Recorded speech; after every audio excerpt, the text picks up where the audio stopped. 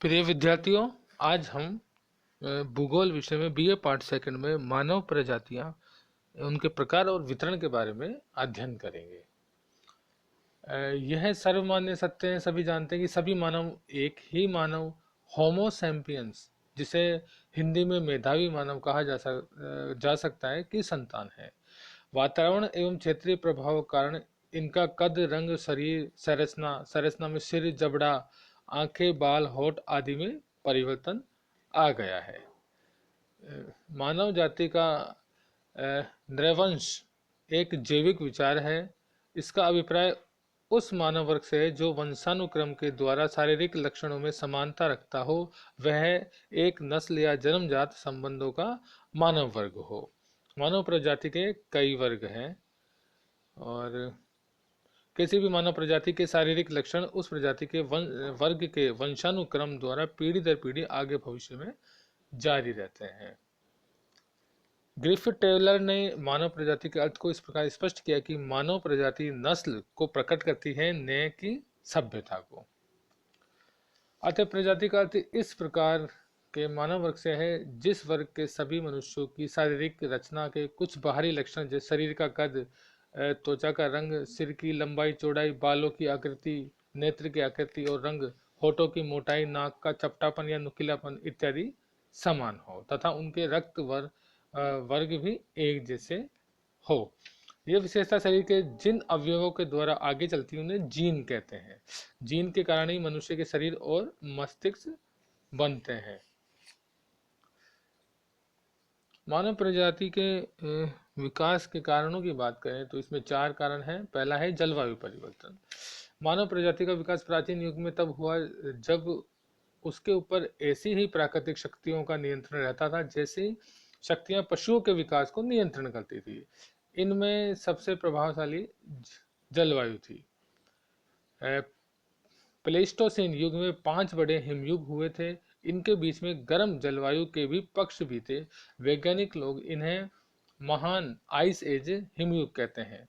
Taylor का मत था कि समस्त मानव प्रजाति का विकास उस समय मध्य एशिया में हुआ था, जबकि वहां की जलवायु गर्म थी।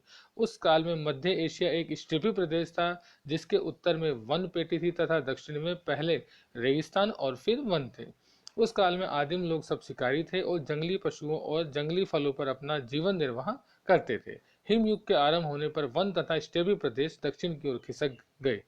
मनुष्य भी अपनी भोजन सामग्री के खिसकने के कारण दक्षिण की ओर उष्णकटिबंधीय प्रदेशों को प्रवास कर गए। हजारों वर्षों के बाद जलवायु की ठंडी दशाएं धीरे धीरे समाप्त हुई और मध्य एशिया में गर्म जलवायु होने के कारण वनस्पति और जंतुओं की पेटियां फिर उत्तर की ओर खिसक गई। मानव प्रजाति का बहुत बड़ा भाग वापस लौटा, परंतु कुछ भाग कबीले वहीं ठहरे रहे। दक्षिणी उष्णकटिबंधीय प्रदेशों की जलवायु अब बहुत गर्म हो गई है। इस उष्ण जलवायु का प्रभाव वहां ठहरी हुई मानव प्रजाति की शारीरिक रचना पर पड़ा। तेज गर्मी और धूप के कारण त्वचा का रंग काला होने लगा। इस प्रकार सर्वप्रथम प्रजातीय भिन्नता का आरंभ हुआ। जो लोग उष्णकटिबंध में ठहर गए थे वे काले रंग, लंबे सिर, मोटे होठ वाले बने रहे। जो उस समय मध्य एशिया में रह गए उनका रंग कुछ उजला और सिर चौड़ा हुआ। जलवायु का प्रभाव त्वचा के रंग पर यह होता है कि उष्णकटिबंध में निर्वाचित लोगों में श्याम रंग के कण बनने लगे जिनके द्वारा सूर्य ताप से रक्षा होती है। और दूसरा है ग्रंथि रस प्रभाव। जलवायु उत्तेजना का प्रभाव मनुष्य के शरीर में रस निकालने वाली ग्रंथियों पर होता है। शरीर में कुछ ऐसी ग्रंथियां हैं जिनसे कुछ रासायनिक तत्वों, हार्मोन्स का क्षरण होता है। इन ग्रंथियों में पीयूष ग्रंथि, पीनियल ग्रंथि, थायराइड तथा गुर्दों के समीप की एड्रिनल ग्रंथि प्रमुख है। आर्थर कीट का मत है कि पीयूष ग्रंथि का असाधारण विकास होने पर ठोड़ी, नाक और भौं बहुत बड़े हो जाते हैं। एड्रिनल ग्रंथि का प्रभाव त्वचा के रंग पर होता है। प्राचीन काल के आदिम मानव का आरंभिक काला रंग इस ग्रंथि के परिवर्तन के साथ साथ बदलता गया। थायराइड ग्रंथि यदि छोटी रह जाती है तो उससे मनुष्य का कद छोटा हो जाता है, नाक और केश अविकसित रह जाते हैं तथा चेहरा सपाट रहता है। मंगोल जाति के मनुष्य में इस प्रकार के लक्षण होते हैं। अफ्रीका की पिग्मी, बुशमैन और होटेनटॉट जातियां भी छोटे कद की हैं। तीसरी, छाट और जैविक परिवर्तन। किसी प्रजाति के मूल शारीरिक लक्षण उसके वंश तत्वों में मिल जाते हैं। ये आगे की पीढ़ियों में जारी रहते हैं। परंतु यह नहीं सोच लेना चाहिए कि जो शारीरिक लक्षण सबसे आरंभिक काल के मानव में थे वे बिना किसी परिवर्तन के अब भी मौजूद है। वास्तव में प्रत्येक मानव वर्ग के लक्षण प्राकृतिक छांट के द्वारा परिवर्तित होते हैं। छांट का सबसे मुख्य कारण प्रवास होता है। किसी विशाल मानव वर्ग में विभिन्न प्रकार के स्वभाव और बुद्धि बल के मनुष्य होते हैं। चौथा है प्रजातीय मिश्रण। प्रवास के द्वारा प्रजातियां विभिन्न महाद्वीपों की ओर जाती है, कभी आक्रमण के लिए, कभी उपनिवेश बसाने के लिए प्रजातियों से मिलती रहती है। पारस्परिक संपर्क से विभिन्न प्रजातियों के पारस्परिक विवाह संबंध हुए और मिश्रित प्रजातियों का विकास हो गया है। प्रजातीय विकास का प्रवास कटिबंध सिद्धांत या कटिबंध स्तर सिद्धांत की हम बात करेंगे। टेलर महोदय ने मानव प्रजातियों के संबंध में प्रवास कटिबंध सिद्धांत दिया। इसे कटिबंध स्तर सिद्धांत भी कहते हैं। टेलर के अनुसार समस्त मानव प्रजातियों का उद्गम मध्य एशिया में कैस्पियन अरल सागर का सीमावर्ती प्रदेश है। आदिकाल में मानव प्रजाति इसी क्षेत्र में रहती थी। बाद में जो नई प्रजातियां उत्पन्न हुई वे भी इसी क्षेत्र से हुई और वे अपने से पूर्व विकसित प्रजातियों को बाहर की ओर हटा दी गई। जो मानव प्रजाति सबसे पहले उद्भूत हुई थी वे नेग्रिटो थी। उसके बाद में विकसित होने वाली प्रजातियों ने उसे परिधि की ओर हटा दिया। इस क्रम में निग्रो प्रजाति ने नेग्रिटो प्रजाति को मध्य एशिया से बाहर की ओर हटा दिया। इसके बाद विकसित ऑस्ट्रेलियाड प्रजाति ने पहले दोनों प्रजातियों को बाहर की ओर हटा दिया और प्रत्येक नई विकसित होने वाली प्रजाति पुरानी प्रजाति को केंद्र से बाहर की ओर खदेड़ दी गई। अतः जिन प्रजातियों का विकास सबसे पहले हुआ था वे सब प्रजाति प्रवास करके महाद्वीपों के सबसे बाहरी कटिबंधों में जा बसी। बाद में विकसित प्रजातियां क्रमशः महाद्वीपों के अधिकाधिक भीतरी भागों में बसी रही। इस सिद्धांत के अनुसार संसार की समस्त मानव प्रजातियां मध्य एशिया में विकसित हुई थी। इन प्रजातियों में शारीरिक लक्षणों के बदलते जाने का कारण यह था कि मध्य एशिया की जलवायु परिवर्तित होती रहती थी और टेलर महोदय ने इस संबंध में 8 साध्यों और तत्वों के रूप में इनका वर्णन किया है। पृथ्वी के विशाल भूखंडों में केंद्रीय महाद्वीप एशिया है तथा यूरेफिक्रा अमेरिका और ऑस्ट्रेलिया उसके 3 प्रायद्वीप है। प्रत्येक प्रायद्वीप में जातियों के कटिबंध हैं जो एशिया से बाहर की ओर अधिकाधिक आदिकालीन होते गए। प्रजाति विकास का प्रथम तत्व जिसमें सबसे प्राचीन आदिम कालीन प्रजातियां महाद्वीपीय किनारों की ओर खदेड़ती हुई पाई जाती हैं। तस्मानिया, केप कॉलोनी, ग्रीनलैंड व ब्राजील में नेग्रिटो प्रजाति। चौथा, प्रजाति विकास का दूसरा तत्व इसमें सबसे अंत में विकसित हुई प्रजातियां केंद्र में पाई जाती है जहां विकास को उद्दीपन करने वाली शक्तियां समस्त युगों में सर्वाधिक रही है।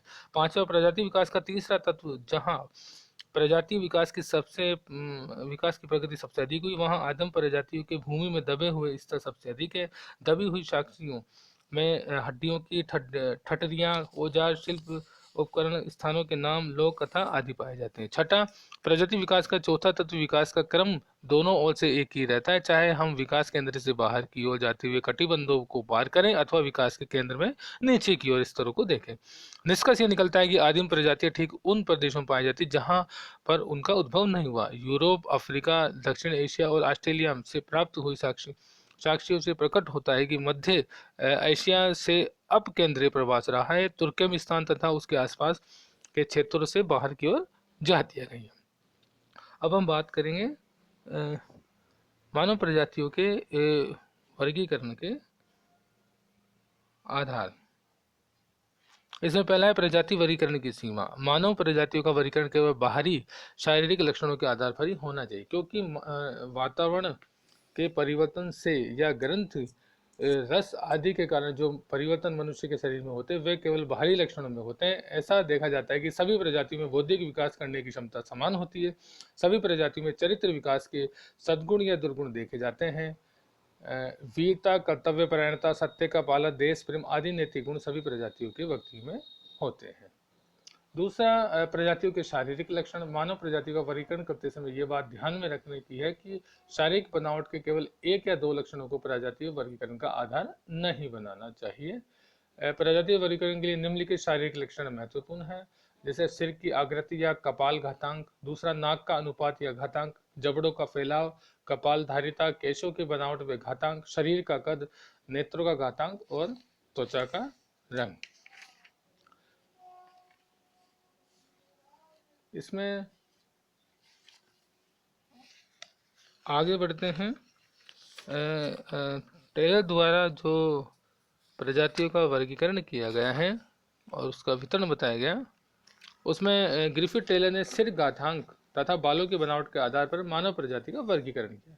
उनके अनुसार 7 मानव प्रजाति है। कपाल घातांक के अनुसार इनका क्रम इस प्रकार है: नेग्रिटो बहुत पतला सर, निग्रो बहुत लंबा सर, ऑस्ट्रेलियाइड लंबा सिर, मेडिटेरियन मझला सिर, नॉर्डिक मझला सिर, अल्पाइन चौड़ा सिर, मंगोलियन बहुत चौड़ा सिर। टेलर का मत है कि मानव प्रजातियों के विकास का उद्गम क्षेत्र मध्य एशिया था, जहां से विकसित होकर ये प्रजातियां बाहर की ओर फैलती रही। इसलिए सबसे आरंभ में विकसित हुई प्रजातियां खिसककर महाद्वीपों के बाहरी सिरों की पेटियों में जा बसी और सबसे बाद में विकसित हुई प्रजातियां उद्गम प्रदेश के पास ही बस गई। इसके एक अपवाद सबसे आरंभिक दो प्रजाति नेग्रिटो और निग्रो का है, जो दोनों अमेरिका में न पहुंच सकी। शायद इसका कारण ये था कि उन आरंभिक युगों में अलास्का का थल सेतु ग्लेशियर की बर्फ से बंद था। टेलर के इस प्रजाति वर्गीकरण के आधार पर उसका प्रजाति प्रवास कटिबंध सिद्धांत प्रतिपादित हुआ। अब हम बात करें नेग्रिटो की। नेग्रिटो प्रजाति नाटे कद की, चॉकलेटी से काले रंग तक की होती है। उनकी नाक चौड़ी और बहुत चपटी होती है। सूक्ष्मदर्शी यंत्र में देखने पर इनके बाल सपाट और फीते के समान छल्लेदार होते हैं। केश घातांक लगभग 40 होता है। उनका जबड़ा बहुत आगे की ओर निकला हुआ होता है, जिसके कारण चेहरा बाहर की ओर निकला हुआ बन जाता है। यह प्रजाति श्रीलंका, मलाया, फिलीपाइंस द्वीप और न्यू गिनी के अतिरिक्त अधिकतर अफ्रीका के कांगो प्रदेश के वनों में, युगांडा, कैमरून और अंडमान द्वीपों में रहती है। दूसरा है निग्रो। ये प्रजाति लंबे सिर की होती है, जिसका सिर घातांक 70 से 72 तक होता है। इसके बाल बहुत लंबे ऊन जैसे होते हैं। बाल की ऊर्ध्व काट अंडाकार होती है। केश घातांक लगभग 50 या कम। त्वचा का वर्ण काला या काजल के समान। उसके जबड़े बाहर की ओर निकली हुई होती हैं। नासिका चौड़ी और चपटी होती है। निग्रो प्रजाति के लोग पुरानी दुनिया के दो छोरों पर रहते हैं, अफ्रीका में विशेषकर सूडान और पश्चिम अफ्रीका के गिनी तट पे और न्यू गिनी के पापुआ प्रदेश में। तीसरा है ऑस्ट्रेलियाइड। ये प्रजाति भी लंबे सिर की होती है, जिसका कपाल घातांक 72 से 74 होता है। इनके बाल ऊन के समान घुंघराले होते हैं। केश घातांक 50 से 60। त्वचा का वर्ण चमकदार काले रंग से लेकर चॉकलेटी तक। जबड़े कुछ कुछ आगे की ओर निकले हुए और नाक मझली चौड़ाई की होती है। ऑस्ट्रेलिया प्रजाति के लोग ब्रिटिश उपनिवेश बनने से पूर्व सारे ऑस्ट्रेलियाई महाद्वीप पर रहते थे, परंतु अंग्रेजों के ऑस्ट्रेलिया में जाकर बसने के बाद ये लोग आदिवासी मरुस्थलीय झाड़ी की ओर हटते गए। चौथा है मेडिटेरियन प्रजाति। शुद्ध मेडिटेरियन प्रजातियों के लोग लंबे सिर के, कपाल अनुपात 74 से 77, नाक अंडाकार, बाल घुंघराले, ऊर्ध्व काट में अंडाकार, केश घातांक लगभग 70, जबड़े थोड़े ही आगे को निकले। सबसे प्राचीन मेडिटेरियन को ओरिगनेशियन कहते हैं और ये लोग यूरोप में पुर्तगाली, अफ्रीका में मिस्री, ऑस्ट्रेलिया में माइक्रोनेशियन और उत्तरी अमेरिका में इरोकॉन और दक्षिणी अमेरिका में तुपी है। पांचवा है नार्डिक प्रजाति। नार्डिक लोग मझले सिर के, कपाल अनुपात 78 से 82, बाल लहरदार और ऊर्ध्वकाट में छोटे अंडाकार, केश घातांक 70 से 75, चेहरा लगभग चपटा और नाक लंबी, अग्रभाग में चोंच के समान मुड़ी हुई होती है। त्वचा का वर्ण हल्का भूरा और कुछ गुलाबी झलक लिए। उत्तरी यूरोप के लोग की त्वचा प्राय श्वेत और गुलाबी होती है। और मानव इतिहास में आरंभ में नार्डिक प्रजाति यूरोप, एशिया और दोनों अमेरिकाओं में मेडिटेरियन सीमाओं के ठीक अंदर की पेटी में रहती थी। यह प्रजाति न्यूजीलैंड तथा ऑस्ट्रेलिया के महासागरीय भाग में पोलिनेशियन क्षेत्र में रहती थी।